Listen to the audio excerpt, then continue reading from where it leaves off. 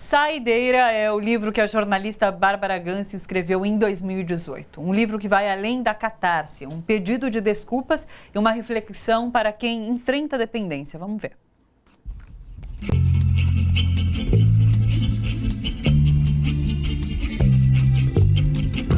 Durante muitos anos, minha dependência representou uma tragédia para a família, até o ponto em que a falta de rotina que meus altos e baixos provocavam tornou-se um método.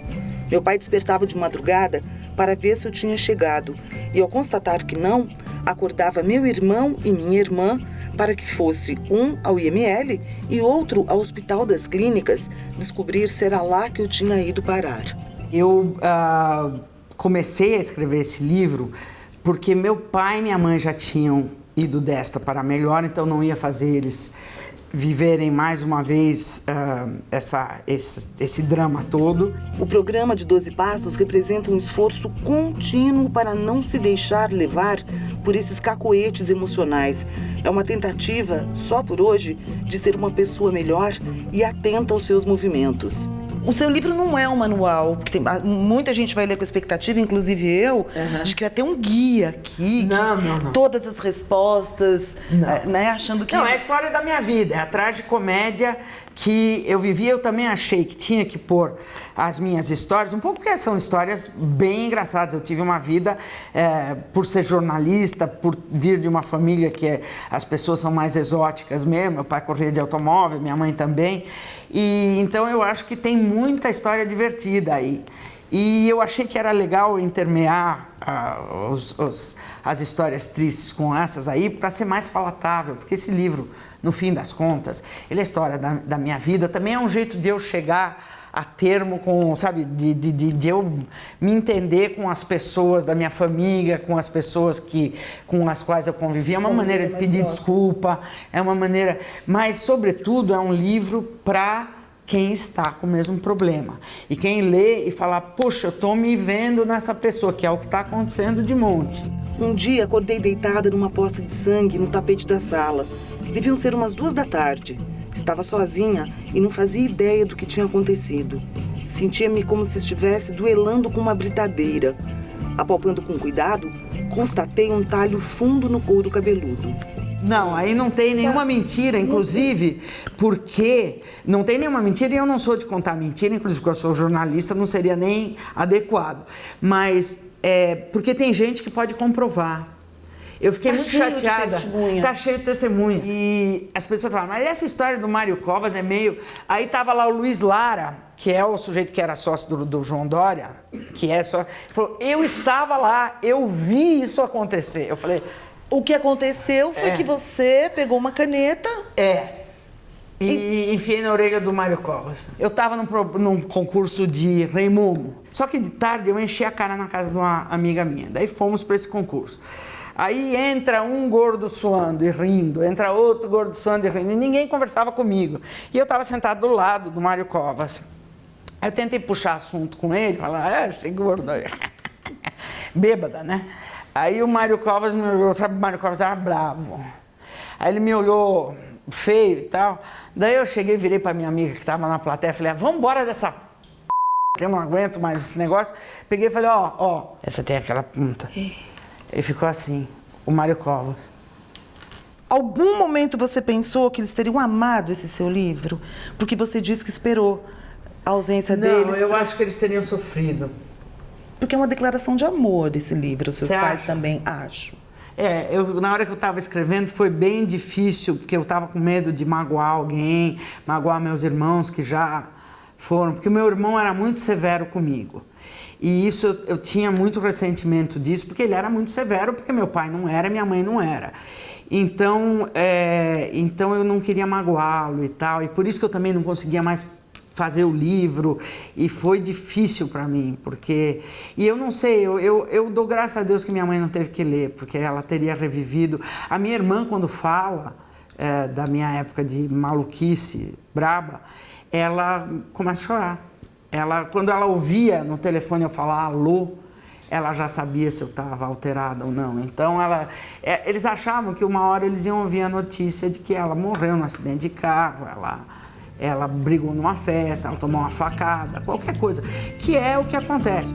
Na minha vida, o programa de 12 Passos provou ser o único método capaz de me dobrar e me convencer a parar de beber no longo prazo. Você leu o seu livro? Não. Sabe por que eu não li? Mesmo porque eu já li ele 1 milhão de vezes na hora de fazê-lo. Mas porque quando eu fui ler, teve uma pessoa que corrigiu, evidentemente, e errou um monte de coisa. Então eu peguei já logo 3, 4 erros. Eu falei, não vou me apoquentar com isso, porque tá aí, tá feito. Eu tenho orgulho de ter feito. Eu confesso a você que para mim é um alívio ter feito esse livro, porque é parte do tal dos 12 passos que a gente vivencia no AA para parar de beber.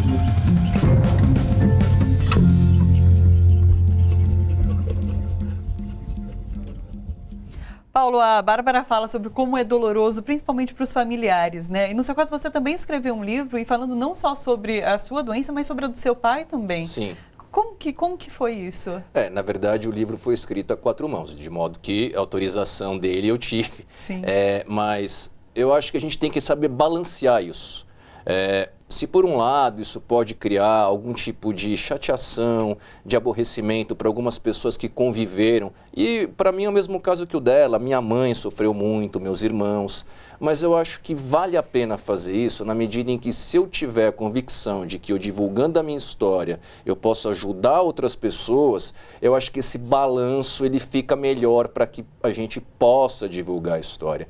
Claro que isso não foi uma decisão tomada da noite para o dia, isso daí foi fruto de uma longa conversa, primeiro com o meu pai, depois com a minha mãe, com os meus irmãos, mas hoje eu diria para você que eu estou assim tranquilamente feliz com a opção que eu tomei, até porque não estamos falando só dos que estavam ali presentes, tem os que estão chegando também. E a decisão a decisão principal para mim, o que pesou, o que modificou a minha decisão de ficar quieto e não falar sobre isso para ninguém, foi o nascimento dos meus filhos. Sim. Então eu acho que tem pessoas ali que ainda vão entrar em contato com o álcool, que ainda vão lidar com esse problema da dependência e que esses têm que ter a maior informação possível. Então, apesar de realmente não ser uma coisa tão assim fácil de fazer, vale a pena. Sim. Mário, um dos passos, inclusive, do AA é você compartilhar a experiência, né? Você estava me contando, porque a Bárbara fala que foi também, o livro foi produzido por conta disso, pelos passos do AA. Eu acho uma coisa importante citar, Thalita, que Alcoólicos Anônimos tem uma revista, a revista Vivência. Sim.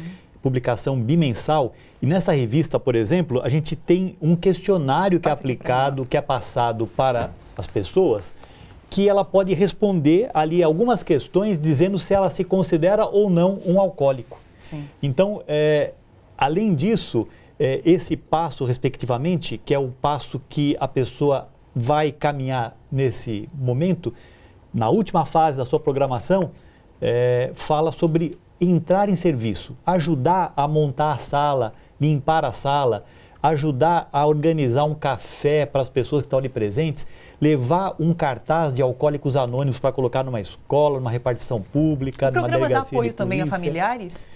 Alcoólicos Anônimos especificamente não, mas existe Al-Anon.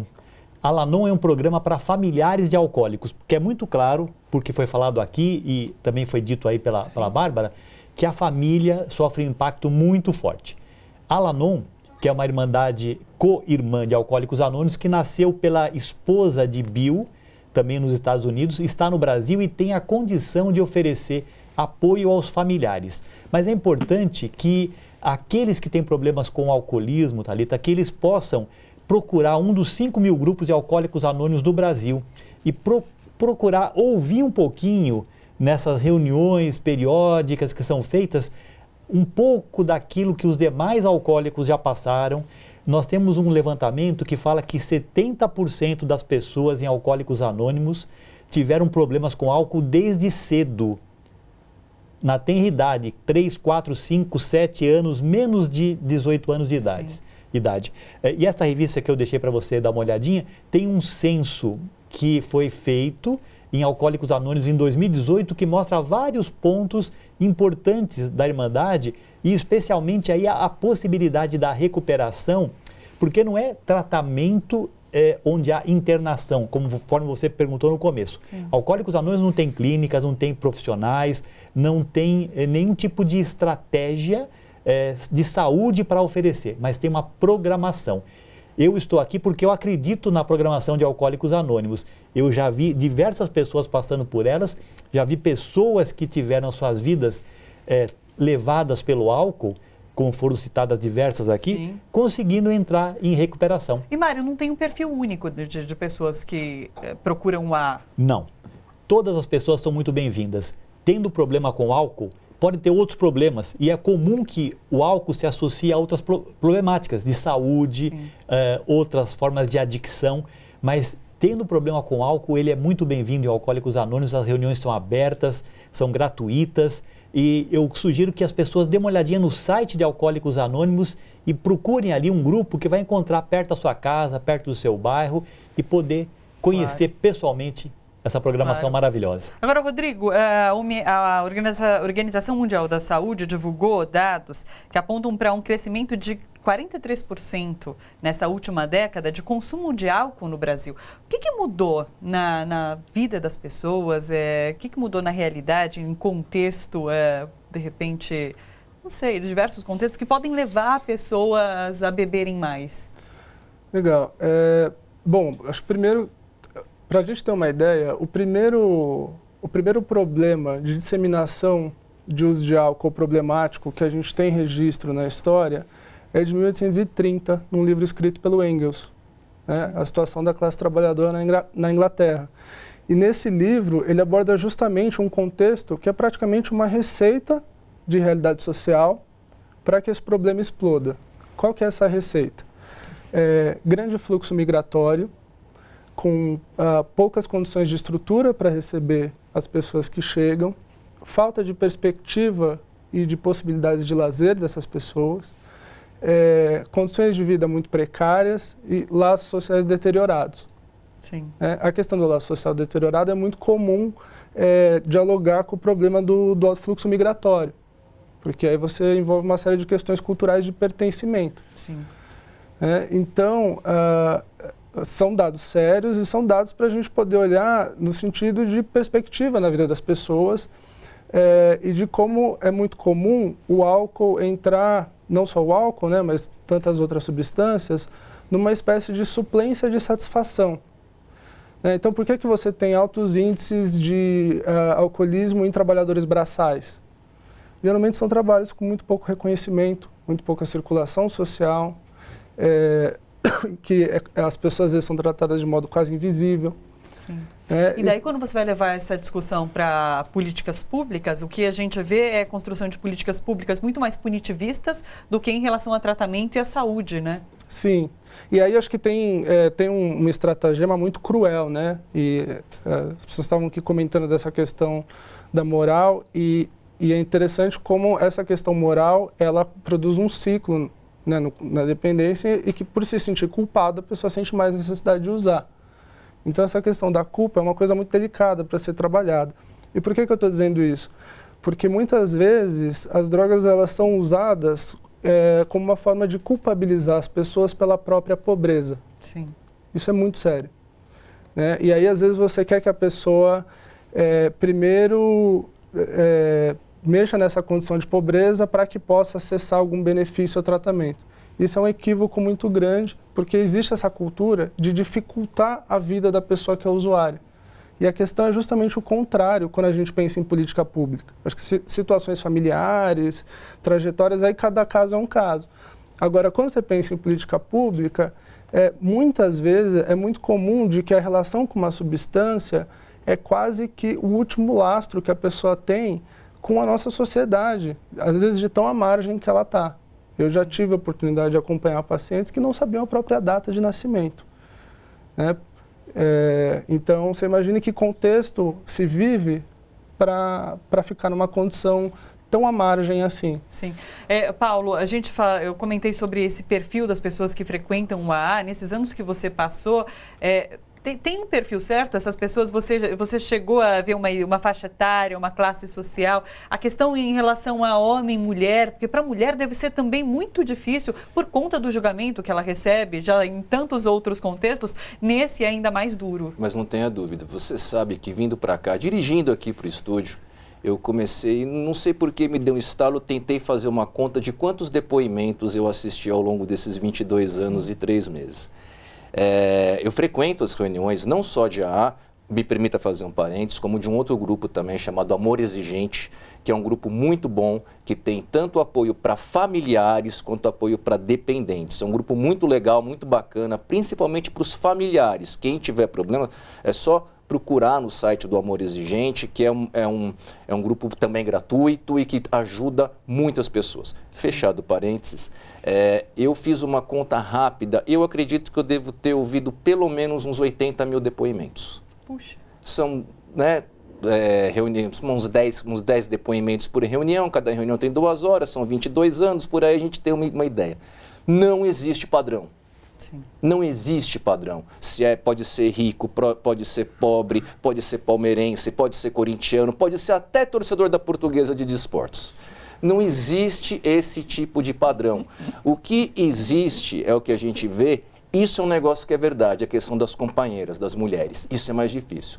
As companheiras, geralmente, elas chegam muito mais machucadas por conta da questão social. Porque um homem bebendo sozinho é um sinal de virilidade no boteco, todo mundo respeita, paga até uma pinga para ele. A moça que está no boteco bebendo sozinha, ela é vista como uma pessoa fácil. E tem uma série de preconceitos, de estigmas, então muitas vezes o alcoolismo feminino é solitário, muitas vezes, isso eu testemunhei, as companheiras elas bebem muito em casa e têm muita dificuldade de buscar ajuda. É um problema a mais. Já é tão difícil poder sair da questão da doença do alcoolismo que quando as companheiras tentam, elas ainda têm mais esse problema que é do preconceito, de entrar numa sala, uma pessoa olhar e falar, essa aqui, essa aqui talvez eu conheça, sabe? Uma coisa, uma coisa grotesca, ruim, mas que infelizmente existe. Agora, em termos de padrão, né? Não existe. E seria tão bom que existisse, né? Porque a gente podia identificar antes e trabalhar com um foco seria, específico, nossa, né? seria uma maravilha. Gente, bora fortalecer a TVT? É só clicar em inscrever-se e depois clicar no sininho. Pronto. Assim que pintar notícia nova, você fica sabendo no ato.